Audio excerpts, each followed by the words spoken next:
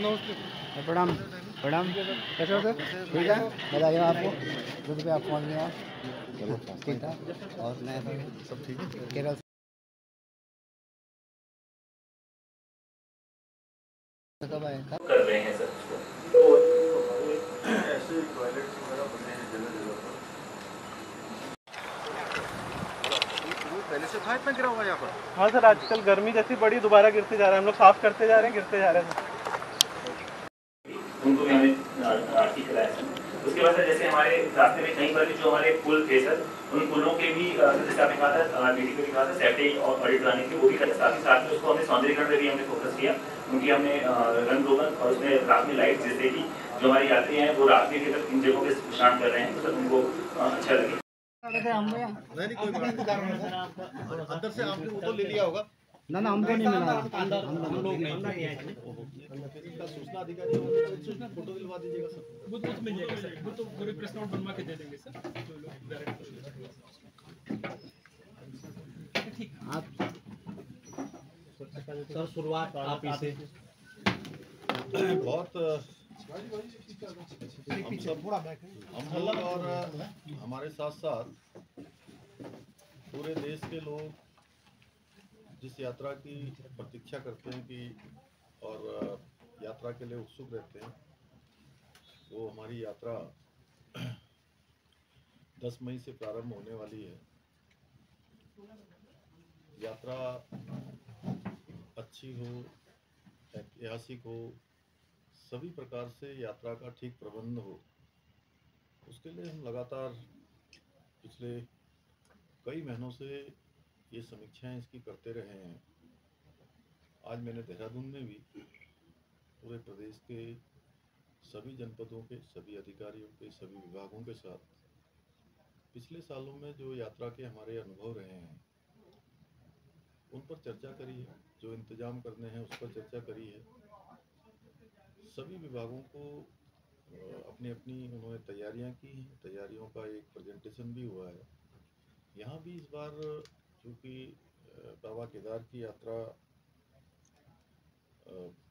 पिछले वर्ष की तुलना में इस वर्ष और ज़्यादा होने की जो संभावना है या जो भी आंकलन आ रहे हैं, तो अच्छी होनी चाहिए। उसके निमित्त यहाँ पर जिला प्रशासन ने भी बहुत सारे काम किए हैं। साफ सफाई की अच्छी व्यवस्था की है, रास्तों के लिए अच्छा काम किया है। यहाँ के जो पुराने पुल हैं उन पुलों का सौंदर्यीकरण भी किया है, कहीं पर पेंट इत्यादि करके अच्छा उसको नवनिर्माण और एक अच्छा रूप देने का काम हुआ है। यहाँ पर टॉयलेट्स बनाए गए हैं, यात्रा सिस्टमेटिक रूप से चले, यहाँ का कंट्रोल रूम यहाँ पर स्थापित किया गया है और अच्छा हो। मैंने खुद जाकर देखा है, सारा लाइव उस पर दिखाई देगा।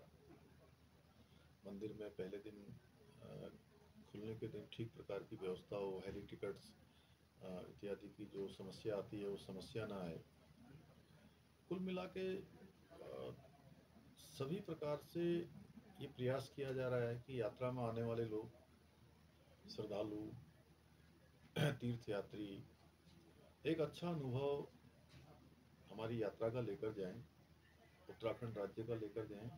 मैं अनेक राज्यों में इस दौरान गया था, तो सभी राज्यों में चाहे वो दक्षिण के राज्य हों या पश्चिम के हों, सब जगह चारधाम यात्रा को लेकर बड़ी उत्सुकता लोगों में है।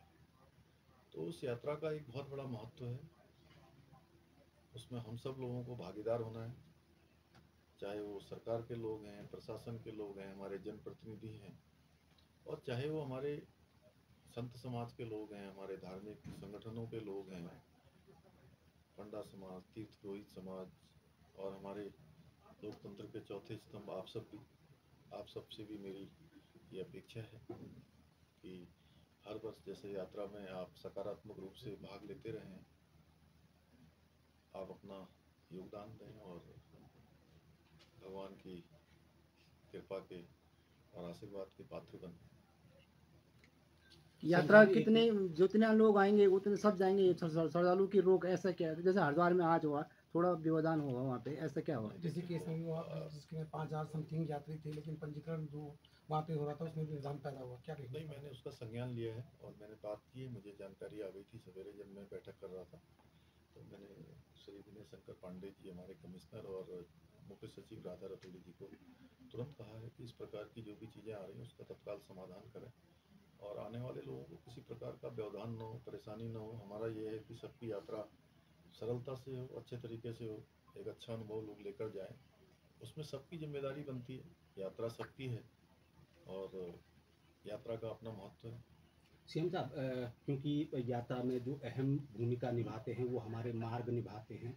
सड़क मार्गों को दुरुस्त करने के लिए लगातार सरकार और प्रशासन लगा रहता है, मगर जो पैदल मार्ग हमारा तकरीबन 16 किलोमीटर का है, उस पे कई बार दिक्कतें होती हैं। नतीजतन बेवजह तीर्थयात्रियों को मौत का भागीदार बनना पड़ता है। नहीं, उस पर भी चर्चा हुई है इस बार, उसकी सफाई से संबंधित भी चर्चा हुई है। जो घोड़े खच्चर चलते हैं उनका भी पुख्ता इंतजाम हो, स्वास्थ्य की दृष्टि से भी और सड़क की दृष्टि से भी। क्या अल्टरनेटिव मार्ग को लेकर कुछ चर्चा चल रही है, क्योंकि अभी जानवर भी और यात्री भी एक ही मार्ग से चल रहे हैं? नहीं, वो चर्चा हुई है उस पर।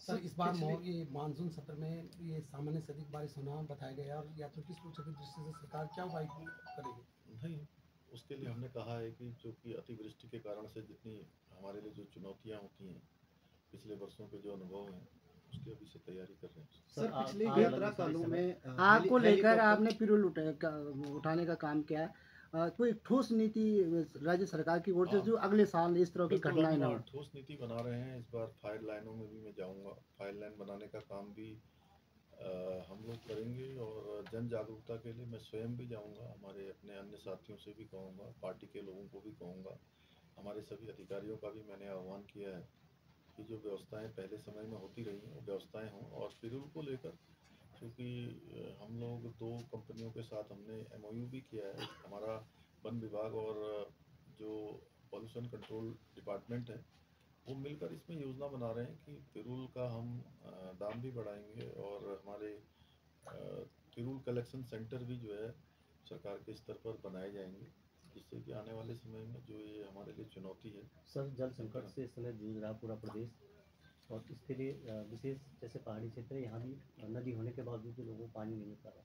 कोई उसमें भी हमने बात करी है। पेयजल भी एक बड़ा हमारे लिए हर वर्ष बड़ी चुनौती होता है और लोगों को संवेदनशीलता को उनकी देखते हुए हमारे सभी पेयजल विभाग के लोग, अन्य विभाग के लोग जहाँ पर भी टैंकर लगाने की आवश्यकता है, जहाँ पर घोड़े खच्चरों से अगर पानी पहुँचाने की आवश्यकता है तो पानी पहुँचाएंगे। सीएम साहब, हर यात्रा में एक दावा होता है कि जो आम तीर्थयात्री है हर कोई बाबा केदार के दर्शन कर पाएगा, मगर जैसे जैसे यात्रा बढ़ती जाती है दर्शनों को लेकर दिक्कत आती है। क्या इस समय कोई ऐसी कार्य योजना है कि प्रत्येक जो भी धाम में तीर्थयात्री पहुंचेगा वो दर्शन कर पाएगा? नहीं, सामान्य तो देखिए लगभग सबके दर्शन करवाने का प्रयास रहता है और आगे भी ये प्रयास जारी रहेगा कि कोई भक्त यहाँ आ गए हैं तो उनको कैसे लौटाया जाए। सर, पिछले यात्रा कालों में हेलीकॉप्टर की जो सेवाएं हैं कई बार देखने को आया कि दुर्घटनाएं भी हुई हैं और यात्रियों को नुकसान भी हुए हैं। इस बार हेलीकॉप्टर सेवाओं में सुरक्षा के दृष्टिकोण से क्या क्या एहतियात बरती है? पिछले साल से ही सुरक्षा के लिए जो भी उसकी औपचारिकताएं हैं, जो भी हमारे नागरिक उड्डयन विभाग को करना है वो पहले से निर्देश जारी हो चुके हैं और जो टिकटों के बारे में भी कुछ समस्याएं आती थी उसके बारे में भी चर्चा की। सर, विधायकों ने एक विवादित बयान दिया है जिसमें कहा गया कि उत्तर पूर्व के लोग चीनी और दक्षिण के लोग अफ्रीका जैसे दिखते हैं। देखिए, कांग्रेस की सोच हमेशा से ये रही है कि कांग्रेस देश में इस प्रकार की बातें फैलाकर एक दूसरे में भेद करना चाहती है कि दक्षिण को अलग कर दो, उत्तर को अलग कर दो, नॉर्थ को अलग कर दो, ईस्ट को अलग कर दो।